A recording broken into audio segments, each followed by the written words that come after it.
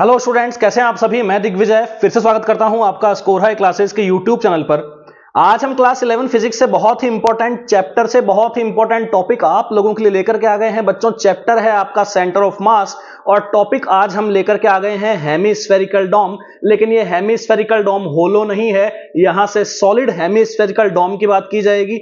अगर अभी तक आप लोगों ने हेमिस्फेरिकल डोम जो कि होलो होता है उसका अगर सेंटर ऑफ मास का डेरिवेशन का वीडियो नहीं देखा है तो आप लोग प्लीज प्लेलिस्ट में जाकर के स्कोर हाई क्लासेस के प्लेलिस्ट में जाकर के आप 11th क्लास की प्लेलिस्ट में ये वीडियो लेक्चर देख सकते हैं और ये पता लग जाएगा आप लोगों को कि होलो में और यहां से जो सॉलिड होता है उसमें बहुत ज्यादा डिफरेंस है।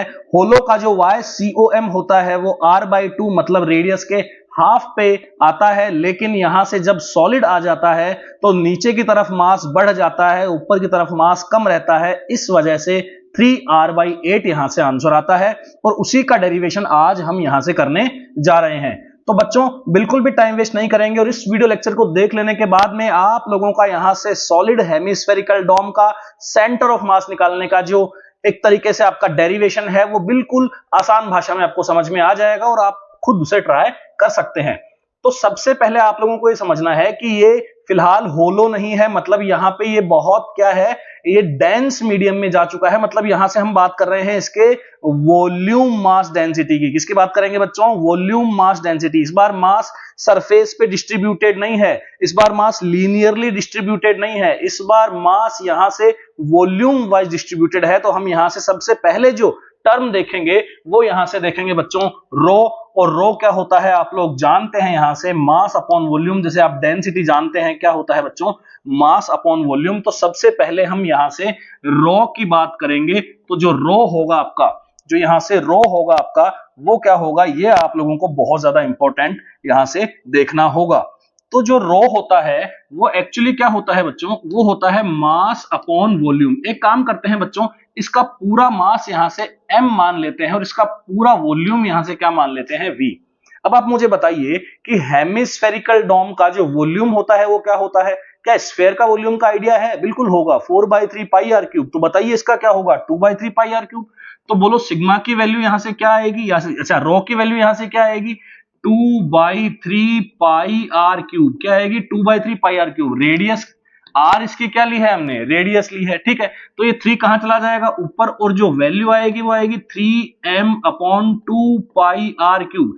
ध्यान रहे इसको यूज करेंगे, इस रॉ की वैल्यू यहां से हम क्या करेंगे, डेरिवेशन में यूज करेंगे। हर बार हम सिग्मा निकालते थे, कई बार हम लैम्डा निकालते थे। लैम्डा क्या होता है, लीनियर मास डेंसिटी, और सिग्मा क्या होता है, सरफेस मास डेंसिटी। ऐसे ही रॉ क्या होता है, वॉल्यूम मास डेंसिटी, जब मास वॉल्यूम वाइज बढ़ता है। तो सबसे पहले आप लोगों को यह देखना होगा कि जैसे आप किसी L लंबाई की रोड में एक छोटा सा डीएम काटते थे, या मैं बात करूं अगर ट्रायंगुलर लेमिना की, वहां पे भी आप डीएम काटते थे। बहुत सारी जगह पे आप डीएम कट करते हैं, तो यहां पे भी हम बच्चों डीएम कट करेंगे। लेकिन जो डीएम होगा, जो डीएम कट होगा, वो हम यहां से y डिस्टेंस दूर जाकर के करेंगे। तो यहां पे हम जो डीएम कट करेंगे वो आपको ये समझना होगा कि यहां से एक कटोरा है, बहुत सारे एक के ऊपर एक कटोरे रख रख के हमको क्या बनाना है, हेमिस्फेरिकल डोम बनाना है। कौन सा? सॉलिड वाला। कटोरे रखने कैसे हैं, कटोरे रखने कैसे हैं, होलो। अगर होलो छोटे छोटे कटोरे रखते जाओगे तो बिल्कुल भी होलो नहीं बचेगा, अंदर क्या हो जाएगा, यहां से डेंस हो जाएगा वो। जैसा मैंने बताया आप लोगों को कि मीडियम यहां से क्या होता जाएगा, डेंस, और मास यहां से सरफेस के बजाय बटने के बजाय वॉल्यूम में बटने लगेगा। लेकिन आपको यहां से जो एरिया, जो आपको जो टॉपिक यहां से लेना है, आपको जो यहां से जो सेगमेंट यहां से कट करना है, जो स्ट्रिप यहां से कट करनी है, वो यहां से आपका होने वाला है हेमिस्फेरिकल डोम। लेकिन कौन सा? होलो वाला।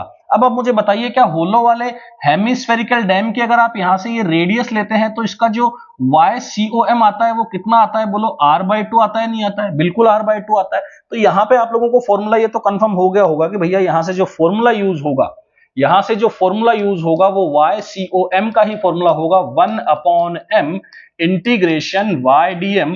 और हम लोग यहां से y के प्लेस पे वैल्यू क्या पुट करेंगे, r/2। क्यों? क्योंकि ये जो dm जो है, ये जो dm बटा हुआ है, ये एक छोटा ऑब्जेक्ट नहीं है, ये पॉइंट ऑब्जेक्ट नहीं है, इसीलिए यहां से जो वैल्यू ली जाएगी y की, वो इसके सेंटर ऑफ मास वाली ली जाएगी।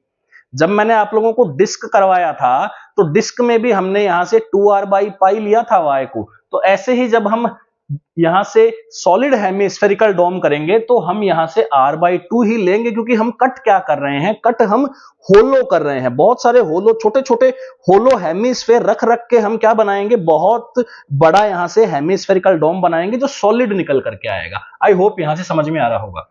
तो y की जगह पे क्या पुट करना पड़ेगा जी बच्चा, r/2 पुट करना पड़ेगा। अब मुझे बताओ dm का क्या केस है। अरे भाई dm के यहां से क्या पढ़ते थे, कभी हमने dm पढ़ा, क्या पढ़ा, dm लैम्डा da पढ़ा नहीं पढ़ा बोलो।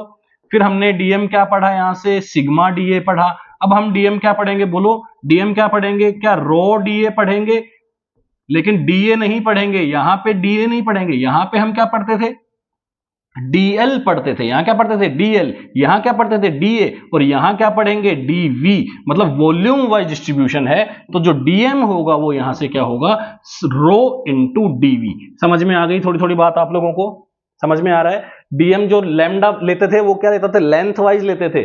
जो सरफेस पे होता था उसको एरिया वाइज लेते थे, और यहां पे जो dm होगा उसको क्या लेंगे, वॉल्यूम वाइज लेंगे। क्लियर है, समझ में आ रहा है हल्का फुल्का आप लोगों को, बहुत बढ़िया। तो देखो यहां से रो, अब dv की बात करते हैं। देखो dv क्या होगा, जो हमने स्ट्रिप काटी है उसकी जो विड्थ है वो क्या ले लो, dr ले लो, विड्थ क्या ले लो, dr। तो dv क्या होता है, एरिया इंटू लेंथ। तो लेंथ तो इसकी, विड्थ तो इसकी क्या हो गई, dr, और इसका एरिया क्या होगा, यहां से आप बताओ। इस हेमिस्फेरिकल, जो होलो हेमिस्फेरिकल डोम है उसका एरिया क्या होगा, कर्व्ड सरफेस एरिया क्या होगा, पूरा क्या होता है स्फेयर का 4πr², तो इसका क्या होगा 2πr²। तो यहां क्या आ जाएगा भैया आपके 2πr²। तो यहां से रो 2πr² dr हम क्या पुट करेंगे बच्चों, dm पुट करेंगे। बस अब अपना काम होने वाला है। यहां से dm के प्लेस पे, dm के प्लेस पे हम क्या पुट करेंगे, यहां से रो 2πr² dr। क्लियर है।